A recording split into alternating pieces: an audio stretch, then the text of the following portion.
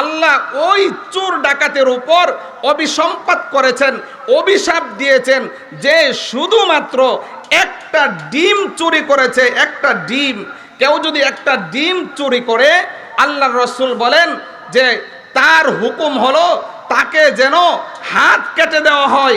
একটা রশিও যদি চুরি করা হয়, তার হাত কেটে দেওয়ার জন্য আল্লাহর রাসূল আদেশ দিয়েছেন যে যেন তার হাত কেটে দেওয়া হয়। একটা ডিম চুরি করলে যদি হাত কেটে দেওয়া হয়, আজকের দিনে বহু চোর ডাকাত আছে, বহু ছিনতাইকারী আছে, দেশের সম্পদ, দেশের মাল, দেশের সম্পদ ছিনতাই করে, দেশের সম্পদ লুটপাট করে, চুরি ডাকাতি করে দেশের সম্পদকে অন্য দেশে প্রচার করেছে। এরকম চোর ডাকাত সরাসরি আমরা দেখছি কি দেখি নাই?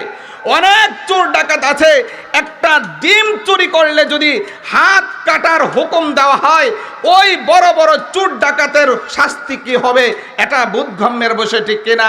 আল্লাহ রাসূল বলেন একটা ডিম যদি কেউ চুরি করে, আল্লাহ রাসূল বলেন যে ফাতুক্তু ইয়াদুহু, তার হাত যেন কেটে দেওয়া হয়। বলেন না নাউযুবিল্লাহ।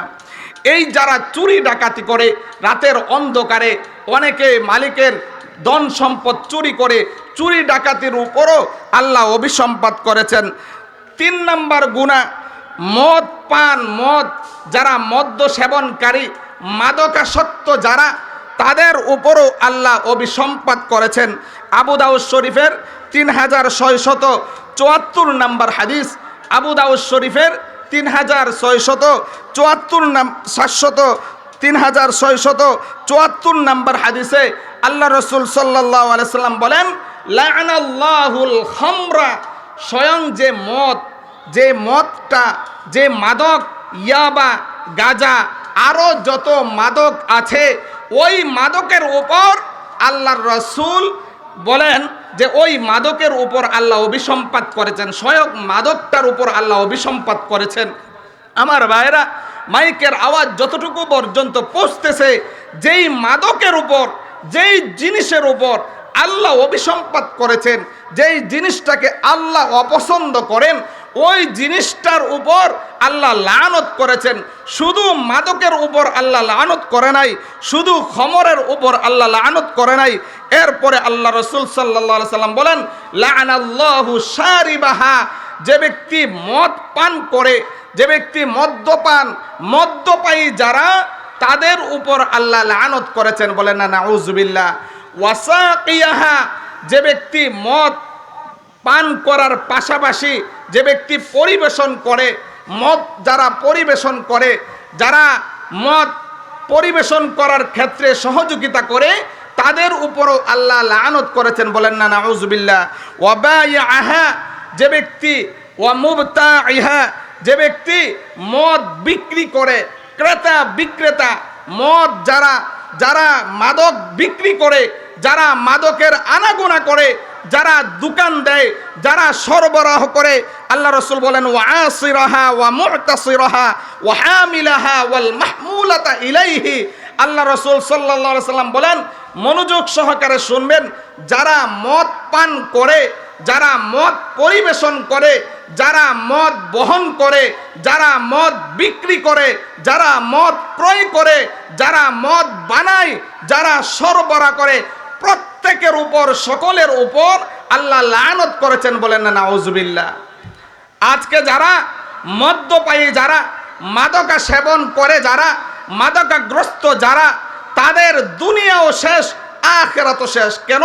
আল্লাহ তাআলা বলেন ইন্নামাল খামরু ওয়াল মাইসিরু ওয়াল আনসাব ওয়াল আজলাম রিজসুম মিন আমালিশ শাইতান।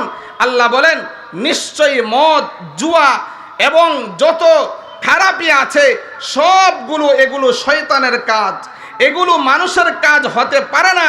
আল্লাহ তাআলা বলেন ফাজতানিবুর রিজসা, এই কাজগুলো থেকে শয়তানের যত কাজ আছে, মদ্যপান, মাদকা সেবন, যা কিছু আছে, এই সবগুলো গুনার কাজ। আমার ভাইয়েরা, এই গুনার কাজগুলো অন্তরকে সত্য বানিয়ে দেয়, আল্লাহর স্মরণ থেকে এগুলো দূরে রাখে। এই জন্য এই মদ্যপান, মদ থেকে দূরে থাকার জন্য আল্লাহ তাআলা নিষেধ করেছেন। বুখারী শরীফের আরেক হাদিসে আছে, বুখারী শরীফের আল্লাহ রাসূল সাল্লাল্লাহু আলাইহি ওয়াসাল্লাম বলেন, ইজতানিবুস সাবআল মুবিকাত। বুখারী শরীফের 2766 নম্বর হাদিসে আছে, আল্লাহ রাসূল সাল্লাল্লাহু আলাইহি ওয়াসাল্লাম বলেন, 7টা জিনিস থেকে তোমরা বিরত থাকো। কয়টা জিনিস? 7টা অপরাধের কথা বলা হচ্ছে। মনোযোগ সহকারে আমার ভাইয়েরা শুনবেন। বুখারী শরীফের 2766 নম্বর হাদিসে আল্লাহ রাসূল সাল্লাল্লাহু আলাইহি ওয়াসাল্লাম 7টা বড় বড় অপরাধ, যেই অপরাধগুলোর কারণে আজকে ব্যক্তিগত জীবনে শান্তি নাই, পারিবারিক জীবনে শান্তি নাই, সামাজিক জীবনে শান্তি নাই, রাষ্ট্রীয় জীবনে শান্তি নাই, কোনো জায়গায় ঘরে বাইরে কোনো জায়গায় শান্তি হচ্ছে না। শান্তি কোন দিকে? আজকে আমরা ওয়াজ মাহফিলে আসছি, আমাদের পীর সাহেব চরমনাই হুজুর আমাদেরকে বয়ান করবেন, খুরাকি দিবেন, আমরা সেই খুরাকি নিয়ে যাব। আল্লাহ রাসূল সাল্লাল্লাহু আলাইহি ওয়াসাল্লাম 7টা বড় বড় অপরাধ থেকে বিরত থাকা, দূরে থাকার জন্য আমাদেরকে বলেছেন। ক্বালা রাসূলুল্লাহি সাল্লাল্লাহু আলাইহি ওয়াসাল্লাম, ইজতানিবুস সাবআল মুবিকাত। 7টা বড় বড় জিনিস থেকে, বড় বড় অপরাধ থেকে তোমরা বিরত থাকো। সাহাবীরা রাসূলুল্লাহ সাল্লাল্লাহু আলাইহি সাল্লামকে জিজ্ঞাসা করলেন, ক্বালু মা হুন্না ইয়া রাসূলুল্লাহ, সেই 7টা অপরাধ কি কি? আল্লাহ রাসূল সাল্লাল্লাহু আলাইহি সাল্লাম বলেন, আশ-শিরকু বিল্লাহ, আল্লাহর সাথে শিরিক করা। বলেন না নাউযুবিল্লাহ। আল্লাহর সাথে শিরিক করা থেকে বিরত থাকতে হবে। আল্লাহর সাথে শিরিক করা যাবে না। আল্লাহ বলেন, ইন্নাল্লাহা লা ইয়াগফিরু আই ইউশরাকা বিহি ওয়া ইয়াগফিরু মা দুনা যালিকা লিমান ইয়াশা। আল্লাহ শিরিক গুনাহ ছাড়া অন্য গুনাহ আল্লাহ ইচ্ছা করলে মাফ করে দেন, তবে শিরিক গুনাহ আল্লাহ মাফ করেন না। মুআজ ইবনে জাবাল রাদিয়াল্লাহু তাআলা আনহুকে আল্লাহ রাসূল ওসিয়ত করেছেন, ও মুআজ 10টা জিনিসের ওসিয়ত করেছেন। এর মধ্যে আল্লাহ রাসূল বলেন, লা তুশরিক বিল্লাহ ওয়া ইন কুতিলতা ওয়া হুররিকতা। মুআজ, আল্লাহর সাথে কাউকে শরীক করিও না, যদিও তোমাকে হত্যা করা হয়। বলেন না সুবহানাল্লাহ। যদিও তোমাকে হত্যা করা হয়, শিরিক করা যাবে না। ওয়াস সিহরু, জাদু টোনা করা যাবে না।